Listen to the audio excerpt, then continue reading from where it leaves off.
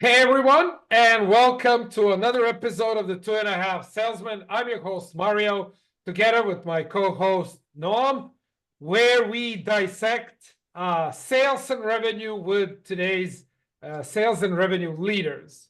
Today's guest, Chris Eriksson, the VP Sales of ClearEye. Chris, welcome to the show. Welcome, Chris. Thank you very much. Pleasure to be here today. Looking forward to delving into some interesting topics. Yeah, today's topic, and I do know Norm and I took a stab at it a few episodes ago, but we decided it's such a deep topic, such an important one, especially for first time or second time VP sales, that we revisit it with a veteran of the industry. So today's topic is relationship between the founder slash CEO and the incoming VP sales. So Chris, before we dive into this topic, tell us a little bit about yourself, a little bit about your childhood upbringing, education, and then obviously how did you end up at ClearEye? Yes, absolutely. So as you're probably going to figure out through the conversation here today, I have an accent and originally from Sweden. Came to the US in 1996, was supposed to be here for a year, went to college, college up in Vermont, turned out to be 4 years, which was great, except my mom didn't particularly like it, right? But I started my career in the financial services, working for a large global financial institution, really leading various sales motion across some complex derivatives, FX, commodities, etc. And did that for about 6 years, got recruited to join another financial institution in New York to look after various segments of banks. So I did that up until 2019 when I joined a later stage startup, which was a tremendous success, and really focused on financial services, lending products, and the specific focus for me was large financial institutions around the globe. Joined another startup, got recruited by a founder to really build up the sales and revenue function for an area, a very niche area focused on default management. Coming from a macro background, I thought that was a perfect fit. And it was specific to residential mortgages, which is a $13 trillion industry here with $13 trillion of residential mortgages outstanding. And we ended up selling that company to a larger company for various reasons. But specific to this topic, right, dealt with 3 different founders now since I left banking. And as I said, I'm a recovered banker by heart. But are now on the 3rd startup, which is a trade finance compliance automation solution, really using and leveraging AI, machine learning, to take a very paper-heavy process and digitize it and really drive automation around compliance and trade-based money laundering and really improve the user experience and ultimately get a yes from a customer a lot quicker. Impressive. Well, thank you for the intro, and yeah, as Noam says, very, very impressive career.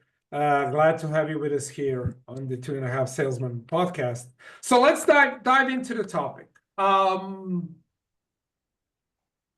of my so about 10 years ago, right, I joined a startup where the founder had a phenomenal vision. Like the vision was so big that we literally all believed we were going to save the world because we were going to save journalism. And I think when you and I talk, I think I mentioned this to you a little bit. So shout out to Dayan and if they're listening, the crew from Content Insights. But here's my question. That vision of his was so misaligned with what market wanted that it was actually hurting our growth, hurting our, hurting our revenue. So at one point, you as a VP sales tell your CEO or tell your founder, hey man, your vision actually killing the deals and killing the company. Wow. Yes. I mean, in all reality, right? You don't want to call someone's baby ugly. That's just the bottom line. And how do you address these pain points? I think that first and foremost, no matter how much due diligence you do leading up to you joining a company, right? Will you get the full picture, what is underneath the hood, the sales motion, and in many times, as the first VP of sales coming into any sales organization, you've basically been sold the story by the founder, right? A value proposition. They know the industry or the product extremely well. They have gone through various investor decks, right? And they have done a lot of work leading up to them being able to go out and hire a VP of sales. But to be specific, and how do you address them, right? Yeah. Founders are the best salesperson that there are out there, right? They know the products, they know the use case, and they have a boatload of passion, energy. They also have an understanding, in many cases, what it takes to get a deal over the finish line. However, what I do think that happens a lot of times, right, is a founder have gone through Series A, they managed to take something beyond the proof of concept, and then they use that for validation for the entire segment. And I think in previous experience, in a previous role, right, the proof of concept came in form of an incubation lab, where the proof of concept, where they won a deal, awarded a contract as a result, but there was no really proof of concept outside that, right? But hold on. So you come in as a VP sales, right? And this is for, like, you've got now for three of them. You are the veteran of the industry. I've worked with so many founders, both as a VP sales CRO and as a consultant. Norm as well. You come in as a VP sales, first time, second time VP sales, and you begin selling. You adopt, right, the vision of the founder. 100%. Yeah, and it turns out either that vision, what he wants to do is in a very limited market, so tiny bit of market, or he missed the mark completely. Like, he sold based on his charisma, power, credibility, and conviction. Noam, what do you do? Well, you got two choices. You either you either stay or you go, right? So basically that's it. Okay, so let's assume that Let's say you want to stay. You yeah, like yeah, the founder, you like the vision. Let's say you yeah. decide to stay. Let's assume that you want to stay. Sorry, let's assume that you believe in your power and you believe in your ability to influence the founder, and say, hey, I can teach the guy, right? I can show the guy, I can, with a little bit of alignment and a little bit more of freedom. Okay, one of the questions I want to ask is about, how many times, do you need to prove yourself within a company until you get completely, full autonomy? But, let's wait with that question. So you're saying, I want to show him that this is doable, right? The problem that at least I encountered with is that founders are very good salespeople, very poor sales leaders. I'll say it again. So, very good salespeople. They can literally sell the idea, as you said, it's conviction, right? So they enter the room, they do the best demo ever. Usually these guys are very good with the product. They're sometimes even, they were part of the team that wrote the code. If it's a software, they design, they're the product people. So they kind of master everything.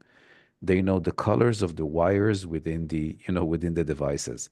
So there's not a question on the planet or use case that these guys didn't think about. But in order to multiply and scale up, you need a leader, sales leader, and that's basically us. It's not the founder. And the problem is they don't see it. They don't even get it. They're thinking of, I'm bringing someone that will kind of multiply my efforts. So it's like, hey, no, you're a salesperson, right? You're a good one. You're a professional one. Yeah. So you most probably can do 10 times better than I did because I was doing a lot of bunch of other stuff rather than just selling. Okay. So, I see Chris laughing. Is this like inspired by real events? No, I think that you actually threw me off a loop here, right? Like, because I would not join the company, and I apologize if that happened to you, and maybe I've been fortunate and being lucky more than good, right? But I've always, in the companies that I've joined from a startup perspective, really aligned with the product market fit. I have truly aligned with the vision and the need of the product or solution to the market. And I've been very fortunate to work with founders that exudes a lot of the charisma selling motion. But I think it's very, very correct to state they think that, okay, they're hiring a VP of sales, now the effort's going to multiply. And what worked for me is going to work for everyone. So to my previous point, right, what worked one place is not necessarily going to work everywhere. So I think that as a VP of sales, what you really need to do, right, is to bottle that energy, the inspiration, and the selling motion that the VP has, and really start to look underneath the hood. Because there's probably been a VP of sales there before, unless it's a scratch startup, right? Yeah.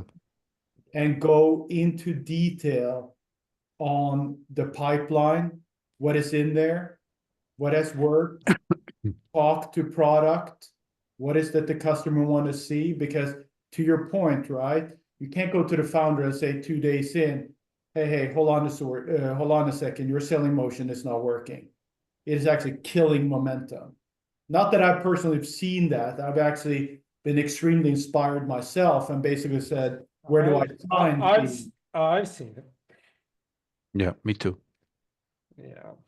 Me too. Yeah, multiple times, actually. So I think your example is actually pretty poor to kick off this podcast, but well, thank you for that. Thank you for that. Yeah. This is the Nordic people being brutally honest and giving it to you straight.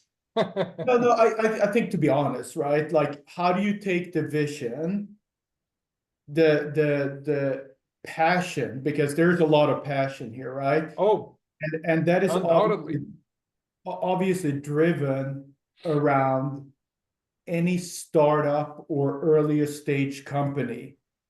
They have a different set of priorities. Yeah. And we talked about the funding levels, right? Yeah. The CEO founder have bosses too, right? The board of directors and investors. And they have invested because they want hyper growth. Yeah. And being able to take all of that and instill a lot of the enterprise selling motion around rigor, structure, framework, and do that in a coordinated effort rather than just throwing things against the wall. Yeah.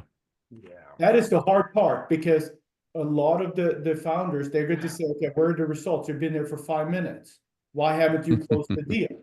Yeah. Well, so apart from, obviously not aligning on the vision, but what would you say are, I don't know, 2 or 3 red flags, maybe even during the interview process, right? Hopefully. With the founder. Oh, I should definitely not take this job. What do you think, Noam? There's well, and again, from my experience, I was very bad with seeing red flags. Sorry, I was very good with not seeing red flags. Okay. Okay, I was very good with not seeing red flags, and then usually I kind of realized it was red flag, but I was already down, let's say, too deep into, let's say, hoping strategy, trying mode, okay, something like that. But I would say that one of the first, major red flags is when you see, or if you can see it in the interview, that will be great. But when you have the founder doing the demos, okay, himself or herself, and I would say kind of hooked or completely bought into this is the way to do it, and I just need more people to do it. So kind of, I hope I'm explaining myself correctly. Think of it Yeah. in this way. So there's kind of saying, there's nothing to it here. I just need more hands. I just need a couple of more hands.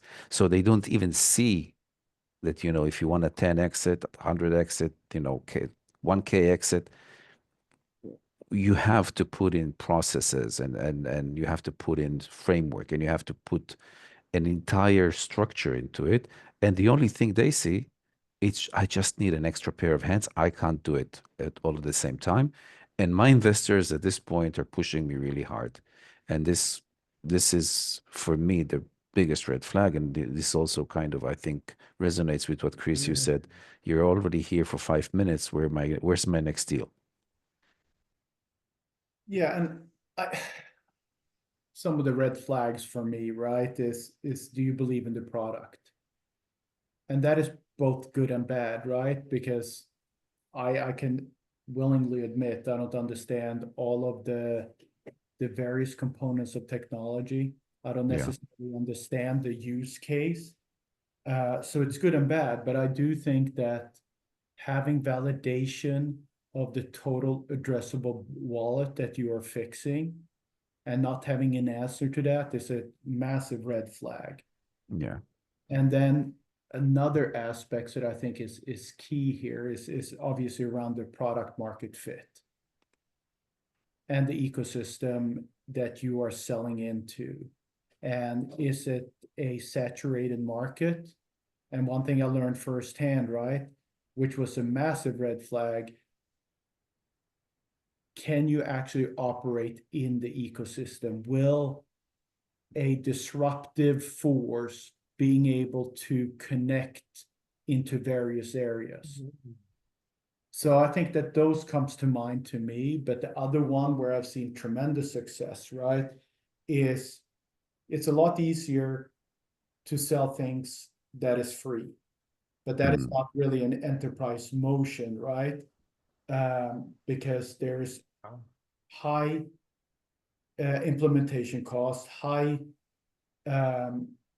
change. Well, long sales cycle. Yeah, yes, and sales cycle, right? And that is a very important question. What does the typical sales cycle look like? Because that's good to validate a lot of the things that you can start to ask questions. But the key component here is you really believe in the vision of the founder. I think that is where you can see through a lot of the things that we're discussing today, right? Are you just there to fill a seat and multiply 10 because they're having so many different components? How willing are the founder being part of the sales process and using them can a lot of times be very, as an incoming VP of sales, like, what is my role here? But I think you have to take your ego and throw it away and just go in, position it the right way, and make sure that they can succeed. And to your initial point, right? How do you put the CEO in the best possible seat in each of the engagement you have? And tell them, okay, tone down this, focus on this. But I think that the biggest challenge here is, as we alluded to, they're expecting hyper growth. A lot of the sales motion that is critical is setting the stage. What are you actually solving for? Having the discovery call, understand the current process, understanding. Well, most of the time there is no current process. It's just pure energy, right? Absolutely, but it's very easy for a founder who's working on so many different things, right? They're looking after product, they're looking after engineering, they're looking after marketing, they're looking after sales, to really look at it from a holistic perspective. And it's very easy to skip a lot of the necessary steps in qualifying the opportunity. And they go in selling right away without asking some very leading questions, right? Yeah. You know, let me take this, one and let's say, kind of see it from another angle. I've got a customer right now where they put a VP of sales for the first time. It's not a new company. It's not a new company. It's actually a very, old, established, very successful company, one of the biggest in the territory here. But the VP sales is a new position. And when they started this process, I was kind of summoned, we need some processes, we need some reinforcement. So there was a fair understanding that they need some structure into it. And the first thing I said, this can come later. The first thing we need to do is we need to understand that people have different jobs from now on. So the CEO that was running the sales in the, let's say, the department managers that were kind of, little, let's say, VP sales for their own territory, their own, their all pyramid. At this point, everybody, all management have different roles. And I said, I want to be clear that everybody understand the new role before we start pouring methodologies and, structure into it and processes and stuff like that. And by the way, again, this is a successful company, right? I know I'm taking it a little bit off, but if I'm, using this analogy, when the founder brings a VP sales, the founder himself or herself had to have a different, from now on, these guys have different roles. And the VP sales have a different role. So there's a change in power, there's a change in balance, there's a change in everything. And none of what was used to work would work from now on.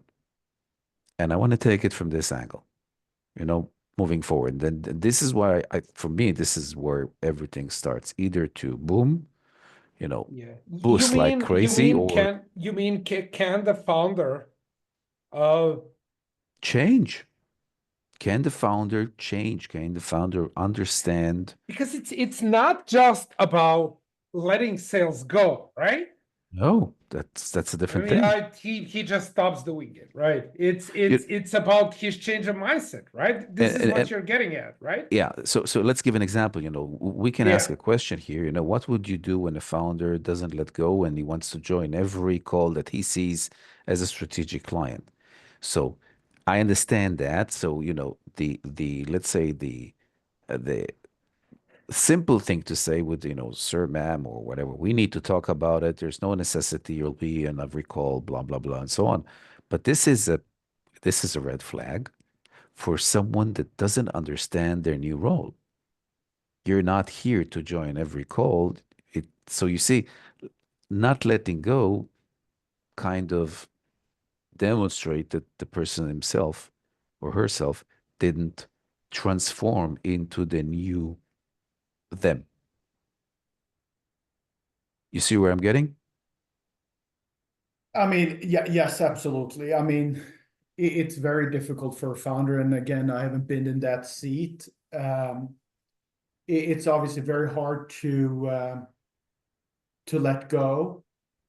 I think setting realistic expectations, but that can only happen after you understand. Yeah, after you join and after you start. But Yeah. buying journey. But I completely agree. I mean, back to this is their baby, and they have a lot of things writing on it, and the urgency needs to be there. And I do think that it is a process versus just turning a switch. Yeah. And again, from a sales perspective, the only way in which you can truly get to the point where you can start to say, hey, hold on a second, you don't need to be in every call, you don't need to be in every single conversation, you don't need to be managing every single detail. It's not until you have a couple of deals under your belt where you actually proved yourself that you can actually deliver. What I do think is a great point here, right? As a startup or earlier stage, you're depending on everyone wearing multiple hats. Yeah. And being able to take that and create a structure in which you have enough rope to hang yourself, it's not always easy. And one of my old bosses says if sales was easy, everyone would do it. Yes. Yeah, and I think that the overall dynamics has obviously shifted, right? With the overall economy and advancements in technology. I mean, it becomes an increasingly harder motion to go through. I mean, before it was maybe predicated on how extroverted you were, how well you connected with people. Now there are multiple factors. You can have the best personality, the best sales acumen, but there are other factors that you as a sales leader need to be able to communicate. Chris and Norm, question for both of you. Yeah. If the founder calls his or her startup my baby, is that a red flag? Because I've found that it is. It's too emotionally invested in it. For obvious reasons, right? But if they call it my baby, this is my baby. Like you use the words, this is my baby. No, right? and to be clear, no one has ever said that, right? But I have founders tell me okay. in the interview, this is my baby. So when I say founders, it's 2+. I have never heard that, right? But I think that forget about the time, energy, and money they have invested in that, and how much skin in the game they have. Yeah. I think that the bigger factor here is the reputation that they are very concerned about, right? Like no one wants to start a company that fails. That is their currency. Currency is not money and not time. Currency is reputation. Yeah. Absolutely. And I fully understand. I would probably be the same way. I mean, say that I start a company, I would probably want to be part of those dialogues and those discussions to a higher degree. I think that a lot of things that good founders do, they go and they listen.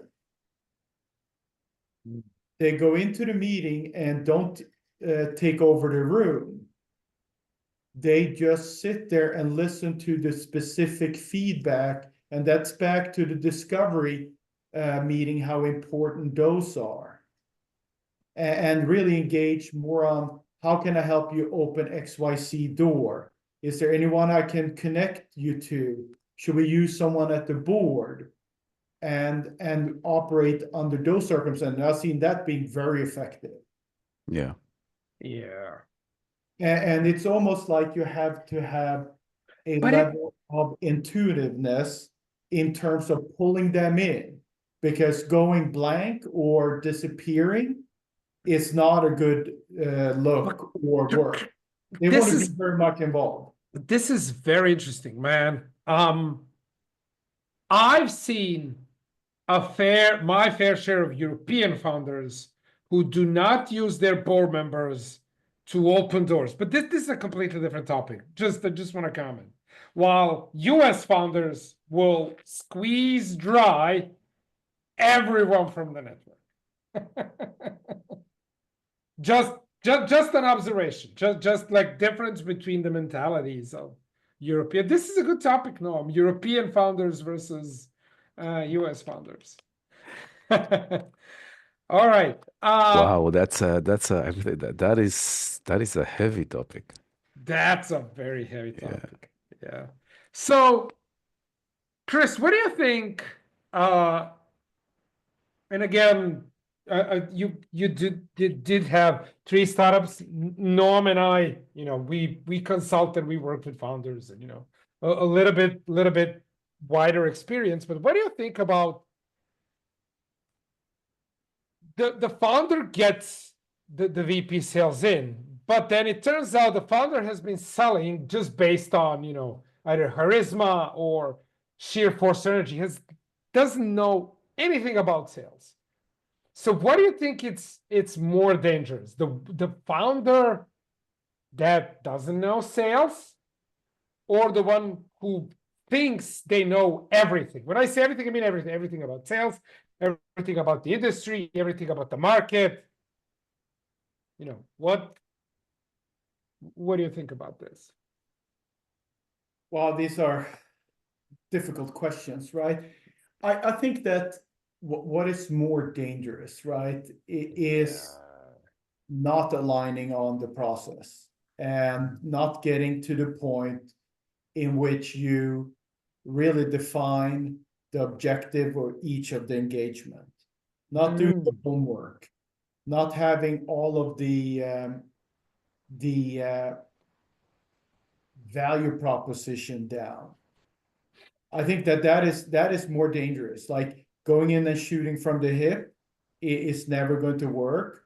Just having random meetings to build the top of the funnel is not a productive use. And I think that as a founder, you probably get tired of it at some point because it doesn't lead to anything. And remind me again, what was the specific questions? Because I feel like I'm wearing off here in the wrong direction. Well, what is more dangerous, especially in the relationship between the founder and the VP sales? The fact that founder actually doesn't know sales, and the success that he had was just pure energy, or board member intros and stuff like that, or a founder that thinks they know basically everything, basically the big giant ego.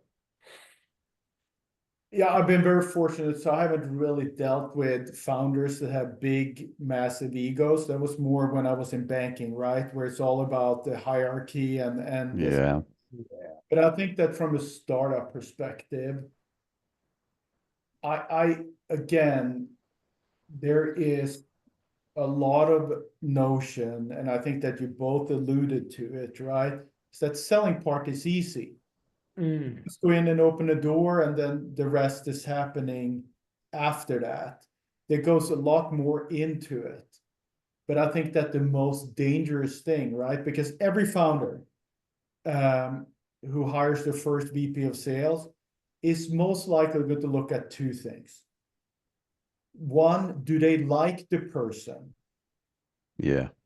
Can they relate to the person? Do they see them being successful with the target market here? The second is, do they have any experience closing deals? Yeah. Complex. So those are the things that they're looking at, right? And you come on board. Sometimes they have a sales enablement mechanism in place. Sometimes they don't have anything. And I think that and lessons learned, right? Like the 30 days, the 31st more or the first 30 days is the most important, because that's when you can actually play dumb and ask the difficult questions and set the stage for what is successful and what is required to be successful. What do you need from a product marketing perspective? What are the marketing effort that goes into the various sales processes? How do you tag clients? And can you delve into and talk about the user experience with existing clients? Yeah. And that helps level set the engagement with the founder, right? Let's take something concrete and address those points rather than going and again shooting from the hip. It never works, right? So it takes a lot of nuance, but it also takes a lot of rigor in understanding the process, understanding the founder. Yeah. Noam, Yeah, last question for tonight. Or do you yeah. have any comments on this? No. I think based on that, it's again, sometimes founders that are not looking for a full-time VP sales, right? Sometimes they're saying, I'll do that. Let's take, part-time, 50%, whatever position. The reason is they don't want to pay that much, okay, to begin with. And they're saying, well, once it's going to scale, then I'm going to, pull the VP sales for, further down in. And then what happens is that, there's a lot of VP sales for hire. Usually veterans, corporate veterans, they're very good, structured, they know what to do. They've scaled businesses multiple times.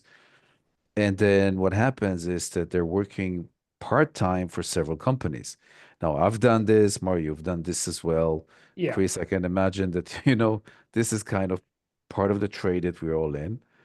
Now, when you're, being approached with a founder, I'm not looking for a full-time, I'm looking for a part-time.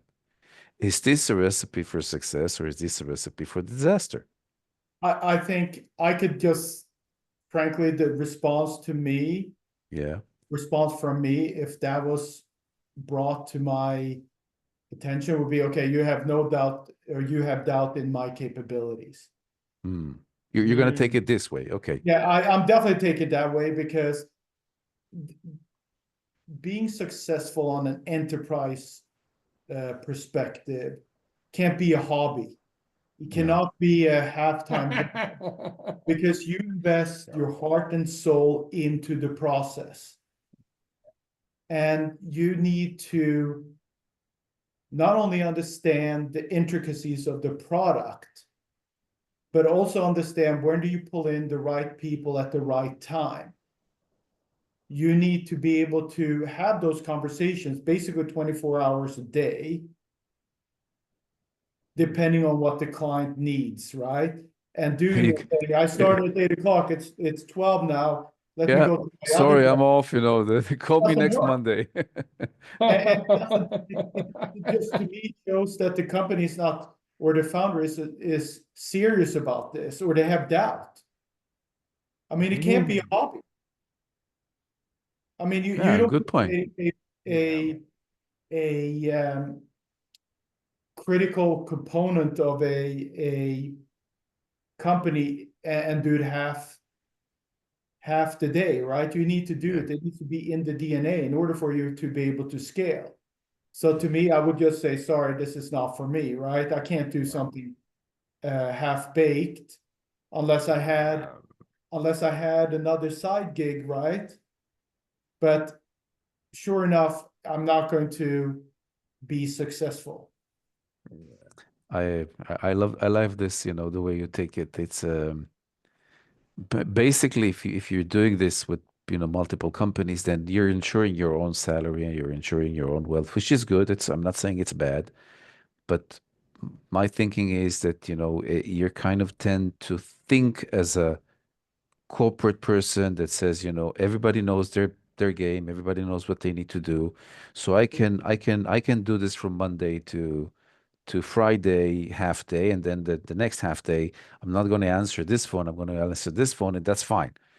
But this can only work if you got a very structured organization. You're kind of stepping into something that And can a fairly good product market fit. yeah. Yeah, by the way, and people know what to do, and the organization is aligned, and everybody. Yeah. Because if you need to build everything, you can't build everything Early with half. stage? Nah, No way. no, no, no, No no. way. No way. And I Again, think it's if you ask me to work as a baker, you ask me to work 50%, right? Position. Yeah, so you're gonna settle for a 50% baked cake? Okay, let's go ahead. yeah, I think it goes down to the point, right? You're on a constant watch, right? And you're constantly drinking from the fire hose. Yeah, And in the earlier stage startup, right, there's so many directions you have to go, not only from a client perspective or prospective clients, but there's a lot of updates that needs to be given. There's a lot of the building the top of the funnel. I mean, that can be done between 8 and 12. It's not going to work. yeah. Cool. So we are close to the end. Chris, thank you so much for joining us. This is I kind of feel like we've left, I don't know, 10 more very deep questions that we can Yeah. ask on this topic. So at the end of this podcast, we give every one of our guests like 30 seconds to plug something in.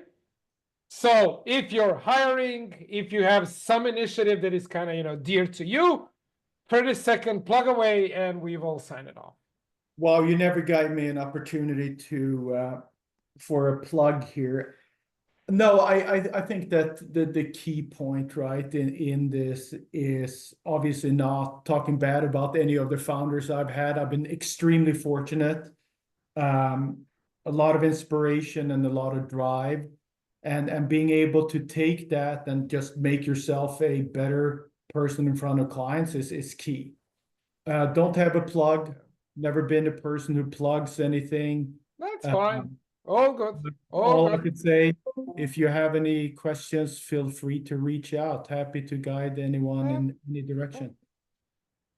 Chris, Noam, thank you so much for this podcast, and to everyone listening, we will post Christopher's LinkedIn, so feel free to add him on LinkedIn if you Reach have any out, questions. Reach out to Chris. Chris, thank you so much once again, and to everyone listening, until the next time, have a great rest of the week. Ciao. No, bye-bye.